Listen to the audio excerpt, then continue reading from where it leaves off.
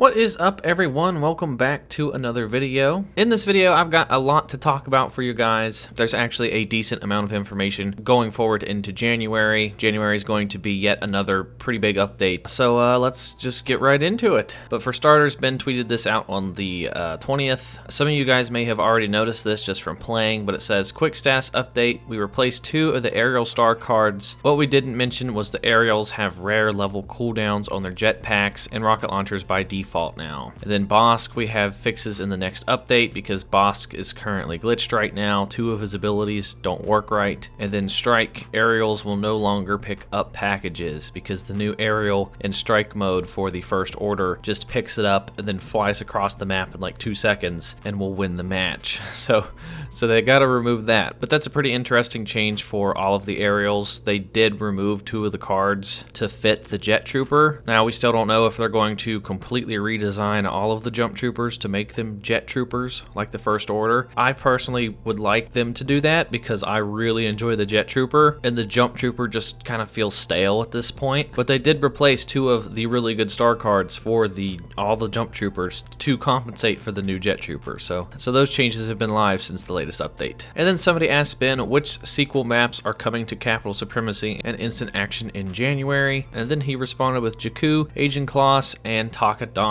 So it does not look like we are getting Crate or Starkiller Base. My guess is probably because just the layout of those maps wouldn't fit Capital Supremacy very well. I mean, Crate has like that whole interior part. Maybe if they made Crate just the outside part, it could work, but the whole interior part wouldn't make sense. Like, there's no way that you could land the ships like during that phase where you have to board the ships. I mean, that wouldn't really work indoors. Kind of the same with Starkiller. Like, they'd have to put giant fleets up in the sky above Starkiller. It doesn't really make too much sense either. Plus, half the map is indoors. So we're just getting those 3 maps for Capital Supremacy in January. And then speaking of the January Capital Supremacy update, somebody said, we need Chewbacca on ST co-op. His look is the same throughout the trilogies. And then Ben responded saying, we're looking at adding him. So currently, if they did Capital Supremacy, right now for the clones, you have 4 heroes on each side. If they do that for the sequel trilogy, it would just be Kylo and Phasma and Finn and Rey. So it would just be 2 heroes on each side. Well, in January, they're adding BB-8 and BB-9E. That still only gives you 3 heroes for each side. So if they add Chewbacca, who's technically been in every single era, and it's even a bit of a stretch to say that he's a Clone Wars hero since he's so briefly in the Clone Wars. I mean, if they're going to bring over Chewbacca to the sequel trilogy, then they need a villain to counter, which, I mean, I would argue Palpatine, because Palpatine has also been in every single trilogy, but Palpatine has way more screen time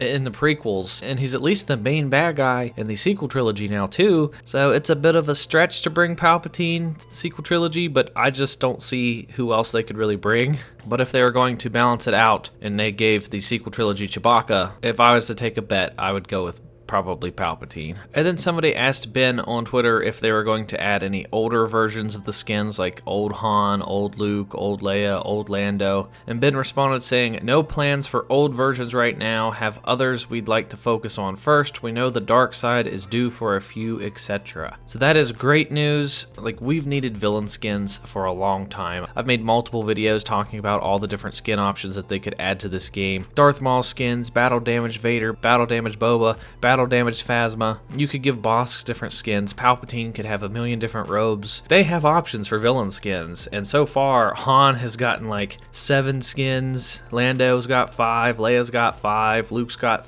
4 now. All the good guys have gotten tons of skins, so it's about time that the villains actually got some focus, and I cannot wait to see what they have in store. Like if this is one of their top priorities, is to get us some villain skins, I mean, I can't wait. Hopefully we get some cool legendary skins, since we haven't had a legendary skin in a long time. And then on that topic, somebody also requested could they get a Slave Leia skin. This has been brought up a few times in the community already, and then Ben just said no. So I mean, you could argue that, I mean, that is a pretty iconic outfit. She did use it in the movie a lot. I mean, she even killed Jabba the Hutt while wearing the outfit. But I mean, it's Disney and they're political and they don't want to they don't want to show off Slave Leia, and I mean, I wouldn't care if it was a skin, but I mean, I understand why they're not giving it to her.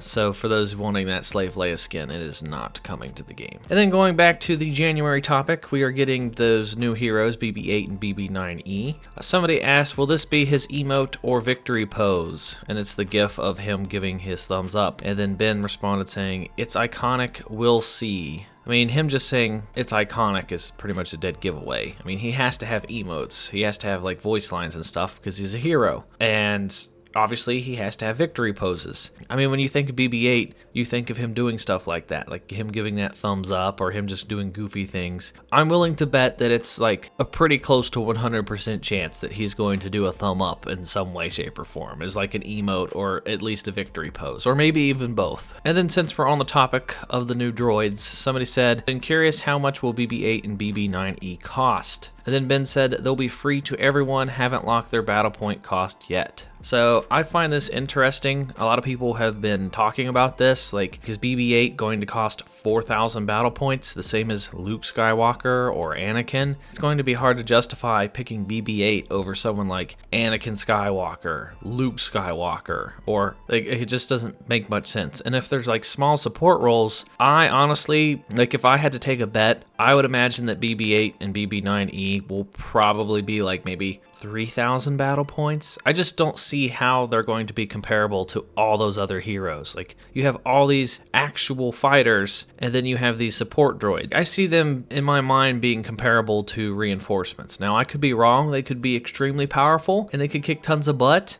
but even then, they can't make them too OP, because then people will complain that, hey, BB-8's better than Han, or BB-8's better than Lando, or Chewbacca, or Luke. Like, who can justify picking BB-9E over Darth Vader if they're both 4,000 battle points? So if I was to take an educated guess, I'm going with like 3,000 battle points because they are heroes, so they should be better than reinforcements, but they'll probably not be as much as the other heroes. Just the fact that they're thinking about it and they haven't confirmed a number yet shows me that they're probably thinking around the same mindset as I am here, so they might actually cost less, which I think is pretty interesting. And then closing out this video, we have somebody asked, if you don't mind me asking, months ago you guys told us that the player population was higher than the population at launch. Has the population grown since then? Because many people appear to have returned and new players are in almost every game I have played. Truly amazing what the team had done, though. Endless praise for you guys. And then he said, it's rather high right now. Smiley face. So the player numbers are definitely pretty high. I've noticed a big difference. There's tons of new players in this game, which is great to see. Almost every single match, I keep seeing like level 1s, level 10s, like really low experienced players. I know I was playing yesterday. I kept seeing new players be confused, like when they were picking clone commandos or jet troopers. They kept trying to pick up the ion shot on Naboo, and they just couldn't figure out why they couldn't pick it up. So it's pretty interesting to see new players actually come to this game again, which is awesome. And then lastly, Ben tweeted, happy holidays from everyone on the Star Wars Battlefront 2 team at DICE. Thank you for being part of the community that truly is the best in the world. Your passion, enthusiasm, and support has been unwavering, and for that, we thank you. May the Force be with you.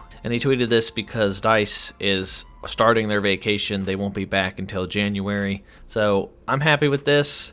I've been with this game since launch, and the past 2 winter breaks for DICE have been very frustrating because when the game launched, it launched in a bad state. There was horrible communication. At the end of December, DICE went on holiday, and they left the game in a state of just confusion. No one had any idea what was going on. The game was in a horrible state. They had no roadmap. It was just a bad launch year. And then the year after that, we just got the Grievous and the Obi-Wan stuff, and we were waiting to get Dooku and Anakin in the next following months. But the game left in a broken state. Like, there was tons of glitches and stuff in between December and January, and DICE just took their break without fixing the bugs. So we had to go an entire like month and a half to 2 months without getting any of the fixes because they were on break. And now this year, This is like the third winter break that they've had during the span of the game, and they've left the game in a good state. Like, I'm not upset. I can actually play this game over break and not have to worry about Palpatine shocking me through walls or Anakin just wiping the room. I think there's still some unbalancings and stuff, which are a bit annoying, but the game's not broken. There's no game-breaking glitches this year, which is a huge plus. So there's more players, there's not any game-breaking glitches, and they left us with a bunch of content that I really, really enjoy. So I'm happy with this update, and I can't wait till January. But that's going to do it for this news update, guys. Let me know what you guys think down in the comment section down below. If you guys enjoyed this video, please give it a thumbs up. It helps me out in the algorithm and stuff. Be sure to hit that subscribe button if you are new here. Follow me on all social media at Swanee Plays Games. All the links are in the description down below. Join the Discord, check out another video, and I'll talk to you all next time. How convenient to have you all together. You saved me the trouble of hunting you down. The First Order will conquer you all. Soon we will reclaim the galaxy. Perhaps you'll take part.